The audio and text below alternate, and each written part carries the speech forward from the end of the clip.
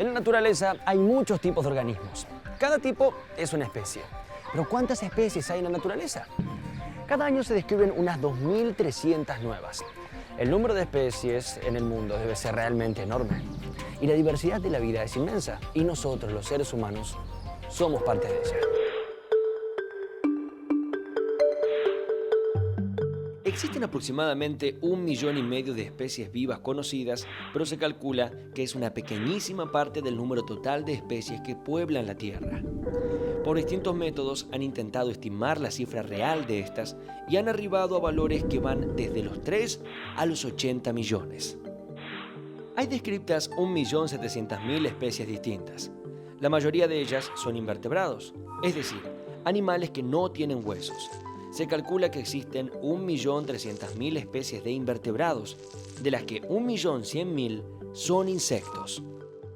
De animales con esqueletos llamados vertebrados se conocen hasta el momento unas 45.000 especies, 21.000 son peces, 5.000 anfibios, 6.500 reptiles, 8.700 aves y 4.100 mamíferos. La mayoría de las plantas, unas 250.000 especies, son del tipo vascular, es decir, que tienen tallos con vasos o conductos en los que circula la savia, el fluido que transporta los nutrientes desde las raíces hasta las partes superiores. Además, existen alrededor de 70.000 especies de hongos. Todo esto sin contar los microorganismos. Solo con las diatomeas, que son las mejores catalogadas, hay casi 100.000 especies más. Cuando se hace un cálculo aproximado de la biodiversidad, el valor más aceptado es de unos 10 millones de especies. Algunos de los científicos, en cambio, hacen oscilar este número entre 3 y 50 millones. Si pudiéramos observar aún más en detalle esta pequeña gota de agua, podríamos saber que está llena de seres que solo son visibles con un microscopio óptico, generalmente unicelulares, llamados microorganismos. Todos los seres vivos, desde un pequeño organismo hasta nosotros, tienen algo en común. Las células, la anatomía de todos los seres vivos se basa en células. En una célula o en millones. La cantidad tiene que ver con la complejidad. Los individuos más simples son organismos con una o muy pocas células, cada una de las cuales actúa como si estuviera sola y realiza todas las funciones de un individuo completo. Se nutre, reacciona frente a los estímulos del ambiente y reproduce.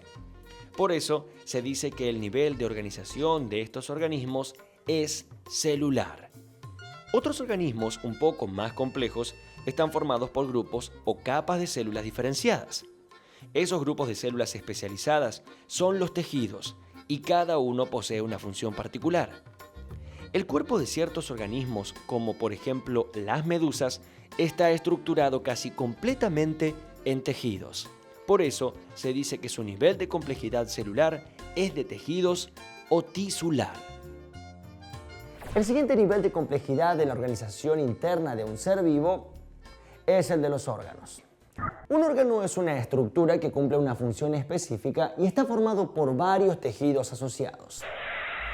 Las hojas, los tallos y las raíces son órganos de una planta. En cada uno podemos diferenciar distintos tipos de tejidos. Un tejido externo de protección, uno de relleno y otros de conducción y sostén. Por ejemplo, la principal función de las hojas es la realización de la fotosíntesis, mientras que las raíces son los órganos especializados en el ingreso de agua y nutrientes minerales desde el suelo. Los insectos y las aves tienen una estructura interna de mayor complejidad porque poseen sistemas de órganos. Esto significa que en el interior de su cuerpo hay conjuntos de órganos relacionados en cumplir una misma función específica. Los órganos funcionan en conjunto dentro de un organismo. Para poder entenderlo, vamos a investigarnos a nosotros mismos, nuestro cuerpo, el complejo organismo humano. Nuestra especie se llama Homo sapiens, que quiere decir hombre sabio en latín. Actualmente habitamos el planeta unos 6.000 millones de humanos. Nos destacamos entre todas las especies biológicas por nuestro cerebro. Somos curiosos y tenemos habilidades comunicativas. Nuestra capacidad para resolver problemas y para adaptarnos nos llevó a expandirnos en el planeta. Pero lo más importante es que tenemos comprensión del mundo que habitamos y de nosotros mismos. El cuerpo humano, como el del resto de los seres vivos, está formado por células. Un adulto humano posee aproximadamente 6 trillones de células, la mayoría especializadas en determinadas funciones. La compleja maquinaria corporal tiene un funcionamiento ajustado y eficiente. Veamos cómo. Las células de nuestro cuerpo se presentan asociadas formando tejidos. Por ejemplo, el tejido muscular. Dentro del tejido muscular existen paquetes de células denominadas fibras musculares, especializadas en la contracción y relajación, así como también tejidos nerviosos formados por una red de células estrelladas llamadas neuronas, especializadas en la conducción de impulsos eléctricos. Esos dos tipos de tejidos le permiten al cuerpo humano todos sus movimientos de desplazamiento y también los movimientos en su interior, como el latido cardíaco, la circulación sanguínea y el tránsito de alimentos en la digestión. Los órganos forman sistemas especializados según sus funciones, y todas resultan indispensables para el mantenimiento saludable del organismo.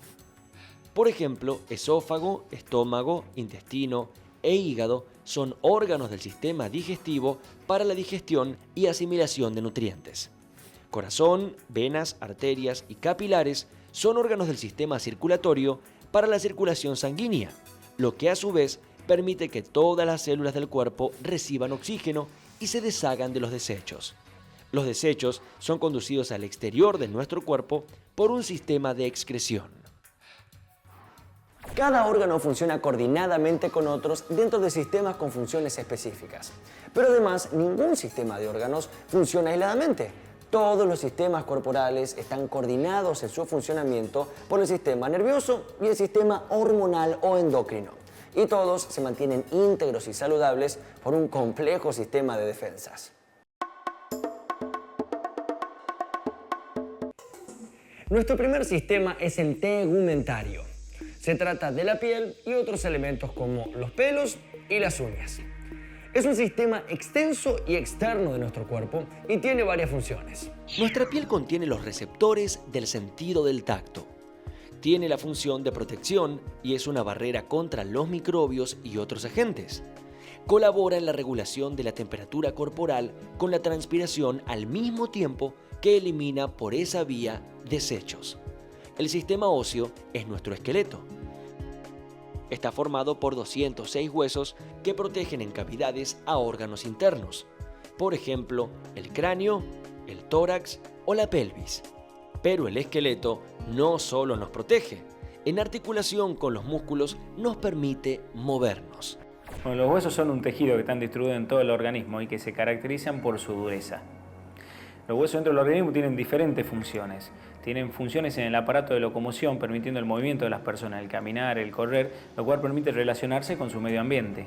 Tienen funciones en el aparato del metabolismo, para mantener el medio interno a través de la regulación del metabolismo fosfocálcico. El hueso, a su vez, también tiene función de protección, lo cual es muy importante en el organismo, ya que, por ejemplo, en la cabeza protege el cerebro, que es el órgano principal que tenemos los hombres. Y a nivel del tórax, las costillas protegen el corazón y los pulmones. A su vez, también es de destacar que los huesos no son un órgano macizo, sino es un órgano que es hueco y que en su interior tiene pequeñas trabéculas que tienen pequeña forma de esponja. Dentro de esto hay un tejido que se llama médula ósea, que es el tejido que va a formar todos los elementos celulares que tienen la sangre, como son los glóbulos rojos, los glóbulos blancos y las plaquetas. Los huesos se clasifican de diferentes formas, pero básicamente una gran forma para clasificarlo es según su forma, que pueden ser huesos planos, que son huesos que son angostos y que generalmente son huesos de protección, como son los que tenemos en la cabeza, en la calota craneana, y los que están en la parrilla torácica, que son las costillas. Y hay huesos que son largos, que son principalmente los que están en los miembros, que forman parte del aparato de locomoción y no permiten los movimientos. El hueso, cuando se produce el nacimiento de un bebé, no está completamente desarrollado. el bebé cuando nace va ocurriendo etapa en la cual va terminando de desarrollar su cuerpo y va creciendo. Cuando se forma el hueso, se forma a través de una matriz que se llama matriz cartilaginosa, que es un pequeño cartílago que es una sustancia blanda. Esta sustancia blanda después va recibiendo sales de calcio, que son lo que forman el hueso, y le van dando su dureza. Eso van produciéndose durante el correr de los años. Entonces, los chiquitos cuando nacen, no nacen con esa matriz ósea, sino nacen con parte de su hueso en forma de cartílagos, lo cual lo hacen que sean más débiles y más blandos que el organismo adulto. Los huesos crecen de diferentes formas. Hay dos formas de crecer principalmente. Una es en longitud y otra es en grosor. El hueso crece en longitud a través de los extremos del hueso, donde en los niños y hasta los 18 o 20 años, depende de cada persona, hay una estructura que se llama cartílago de crecimiento. Esto le va permitiendo crecer en longitud, a lo largo, pero el hueso también va creciendo en grosor, es decir, se va reforzando en grosor y en ancho. Y esto crece a través de una sustancia que está alrededor del hueso que se llama periósteo. La columna vertebral forma parte de todo el aparato esquelético del hombre. Se conoce como estructura axial porque está en el centro del organismo y nos permite unir todos los miembros con la cabeza y con el cuerpo. Está formado por diferentes estructuras más pequeñas que se llaman vértebras, que están todas unidas entre sí. Estas vértebras tienen movimiento, lo cual le da una gran flexibilidad a la columna vertebral. Lo importante de la columna vertebral es que a través de la columna vertebral pasa la médula espinal con todos los nervios que comunican el cerebro con los miembros, y lo cual nos permite realizar movimientos a través de los músculos y sentir las estructuras que están tocando el cuerpo y en qué posición se encuentra el cuerpo en cada momento. De ahí radica la importancia de la columna, que lleva toda la información desde el cerebro hasta los miembros. Pasemos al sistema muscular. Está formado por 650 órganos. Parte de estos son músculos esqueléticos que, insertados sobre los huesos, nos permiten movernos libremente. El sistema digestivo nos permite obtener nutrientes de los alimentos. Los nutrientes pueden ser materiales biológicos como carnes o vegetales, o nutrientes abióticos como el agua y las sales. Como podemos observar, cada sistema es particular y necesario para nuestro cuerpo. Garantizan funciones básicas o complejas, como por ejemplo, respirar. El sistema respiratorio está integrado por un conjunto de tubos: las fosas nasales, faringe, laringe, tráquea, los bronquios y sus ramificaciones. Por último, los pulmones. En coordinación con el sistema respiratorio, funciona el sistema circulatorio, integrado por el tejido sanguíneo, las arterias, las venas, los capilares y el corazón, que hace circular la sangre en venas y arterias, De manera que los nutrientes que fueron procesados en el sistema digestivo y el oxígeno obtenido en los pulmones lleguen a los tejidos de todo el cuerpo, y algunas sustancias que el cuerpo desecha sean transportadas hasta los órganos encargados de filtrarlas o eliminarlas. La eliminación de sustancias y energía que no son útiles para el organismo se realiza mediante el sistema de excreción. Como resultado de distintos procesos corporales, se genera calor y sustancias que hay que eliminar, conocidas como desechos. Por ejemplo, el dióxido de carbono es eliminado desde los pulmones en el sistema respiratorio, y la urea es eliminada en la orina a través de los riñones ubicados en el sistema excretor urinario y por la piel mediante la transpiración. El sistema respiratorio, el urinario y el tegumentario forman en conjunto el denominado sistema de excreción. El sistema nervioso es un sistema complejo. Controla y coordina el funcionamiento de todos los órganos del cuerpo y su relación con el ambiente que los rodea. Recibe estímulos externos como imágenes, olores, texturas, sonidos y gustos. Recolecta esa información mediante sensores externos u órganos de los sentidos, que son los ojos, los oídos, la lengua, la nariz y la piel. Pero también procesa estímulos internos como la sed o el dolor. Crea respuestas adecuadas y las envía como impulsos eléctricos por nervios hacia los órganos que deben ejecutarlas. Por ejemplo, si los órganos sensores del tacto, de la piel de mis dedos perciben el exceso de calor y al mismo tiempo mis ojos ven el fuego, los estímulos desencadenan en el cerebro la respuesta, que es soltar el fósforo para evitar la quemadura. El sistema de defensas mantiene la integridad del organismo humano frente a las agresiones del ambiente. Está conformado por tejidos y órganos distribuidos en todo el cuerpo que actúan en forma coordinada. Muchos de sus componentes pertenecen o tienen funciones en otros sistemas. La piel o sistema tegumentario es nuestra primera barrera defensiva, pero al producirse una lesión, la sangre del sistema circulatorio evita el ingreso de agentes extraños porque coagula y sella la herida, mientras los glóbulos blancos evitan posibles infecciones. Debemos sumar al sistema de defensas el sistema linfático, las amígdalas, adenoides, vaso y todos los otros ganglios linfáticos. El cuerpo humano es una máquina perfecta, un trabajo coordinado de múltiples y complejos sistemas. Parte de este trabajo de coordinación está a cargo del sistema endocrino, un supervisor del organismo que coordina, regula y controla a los otros sistemas.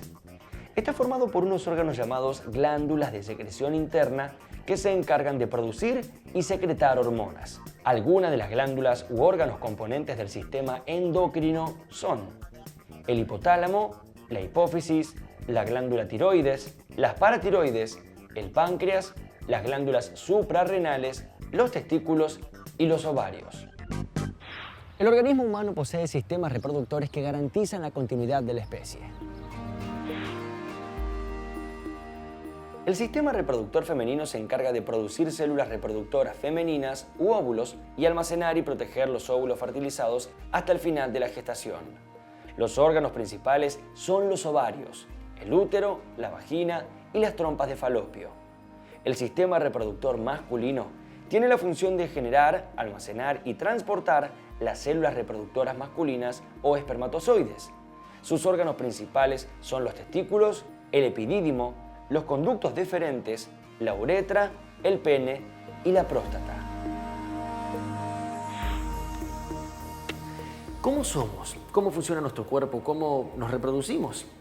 Aunque es un conocimiento muy antiguo, a medida que se perfeccionaron los métodos y aumentaron las posibilidades tecnológicas, pudimos aprender más y mejor acerca de cómo funcionaban nuestros cuerpos. La anatomía es la rama de las ciencias naturales que estudia la organización interna de los seres vivos. Durante siglos, los conocimientos anatómicos se basaron en una observación parcial de plantas y animales diseccionados. Pero el conocimiento ha ido logrando avances importantísimos con el perfeccionamiento de métodos que permiten la observación interna de individuos vivos. La invención del microscopio permitió el desarrollo de la anatomía microscópica con el médico italiano Marcello Malpighi, quien en el siglo XVII descubrió en tejidos animales y vegetales unos pequeños sacos o utrículos que no eran otra cosa que las células. Malpighi pudo demostrar, más allá de cualquier duda, que todos los tejidos estaban formados por células. Entre otros descubrimientos cruciales, el médico fue también el primero en observar los glóbulos rojos de la sangre. El conocimiento de la anatomía microscópica se amplió durante el siglo XX gracias a microscopios con mayor resolución y aumento y al progreso de las técnicas de laboratorio que facilitaron la observación detallada de las muestras. La invención del microscopio electrónico proporcionó mejoras aún mayores. Las herramientas modernas abren campos de investigación anatómica antes inexplorados.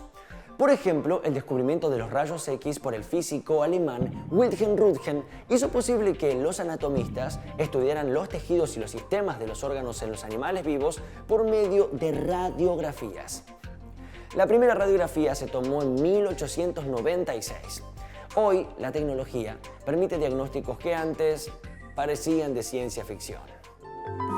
Podemos hacer tomografías axiales computadas y obtener imágenes tridimensionales de los tejidos de órganos viscerales como los riñones mediante haces de rayos X dirigidos por computadora, o utilizar ondas sonoras no audibles para los humanos, las ondas de ultrasonido, y obtener imágenes de los tejidos blandos en las ecografías. Los métodos no invasivos de diagnóstico médico incluyen el diagnóstico por imágenes. Las ventajas de los métodos de diagnóstico por imágenes son múltiples, pero resumiendo se puede decir que primero una de ellas es el diagnóstico precoz de distintas enfermedades. En segundo lugar, que no se necesita, o se necesita, por ejemplo, confirmar o descartar tal patología. Antiguamente se requeriría la cirugía, por ejemplo, en el caso del diagnóstico por imágenes, puede solucionar muchos de los planteos diagnósticos o dudas diagnósticas con estos métodos no invasivos.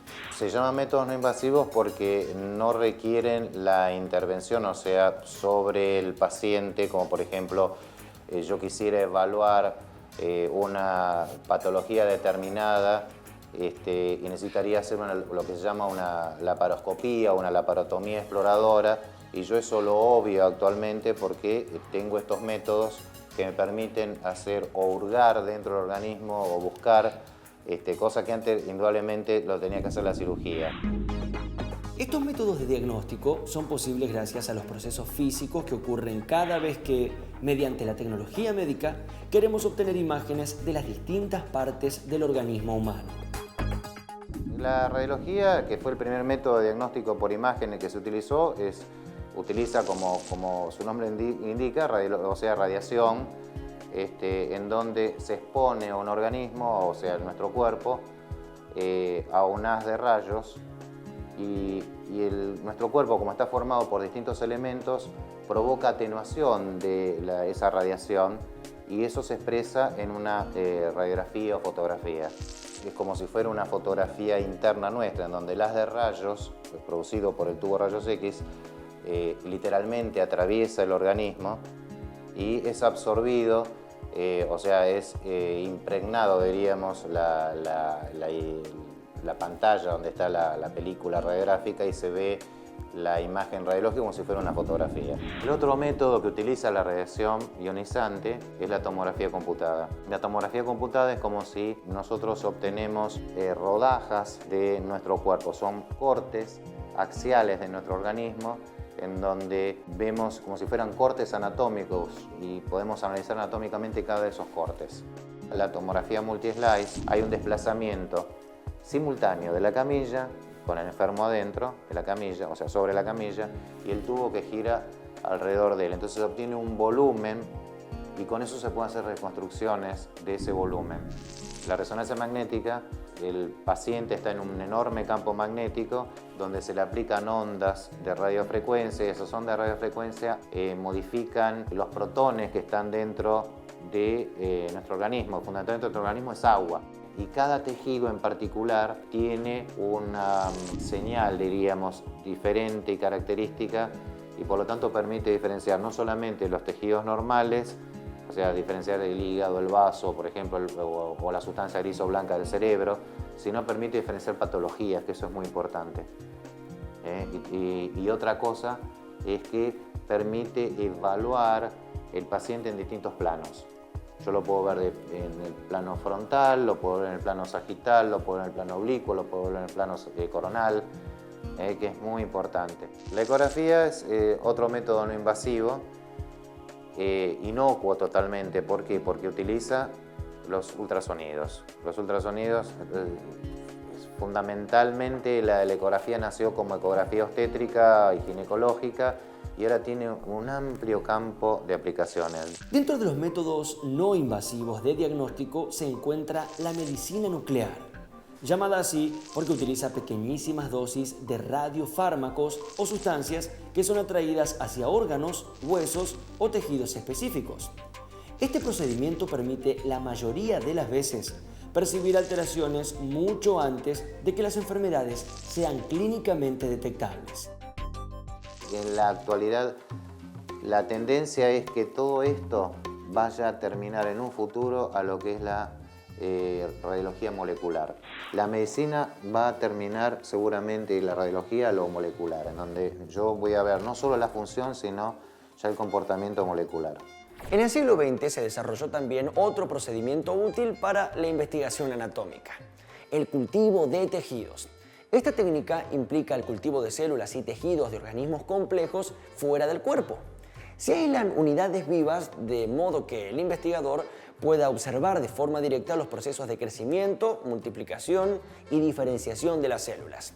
Esta técnica, conocida como cultivo in vitro, añadió una nueva dimensión a la ciencia de la anatomía. Los avances tecnológicos y la natural curiosidad humana son herramientas para entender más y mejor cómo somos.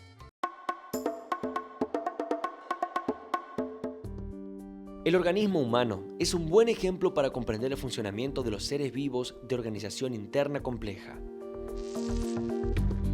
Nuestro cuerpo está formado por sistemas de órganos que, coordinados e integrados, permiten el mantenimiento de la vida de un individuo y la perpetuación de su especie en el tiempo mediante la reproducción.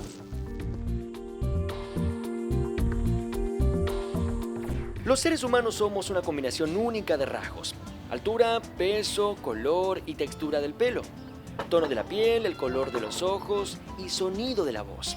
Sin embargo, todas esas diferencias son solo variaciones sobre el mismo modelo. Nuestro cuerpo sigue un patrón fijo.